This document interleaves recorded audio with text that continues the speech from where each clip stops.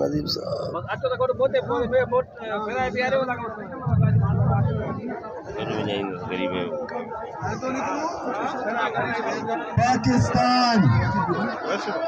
پاکستان ایک سیاسی نہیں بلکہ ایک قدرتی اور مقدس جغرافیہ ہے۔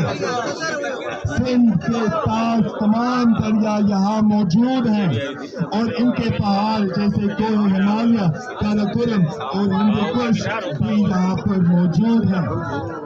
دریائے سندھ آخر میں جا کے عربی سمندر میں گرتا ہے اور ہماری سرکار ہمیں جدا کرنا چاہتی ہے۔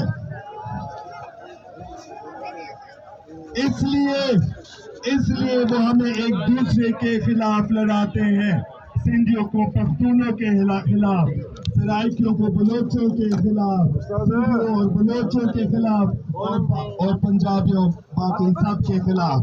لاہور سے ہمارے دوست آئے ہیں، پنجاب سے ہمارے دوست آئے ہیں، مزدور بھی موجود ہیں، ہاری بھی موجود ہیں، کسان بھی موجود ہیں، موہانے بھی موجود ہیں۔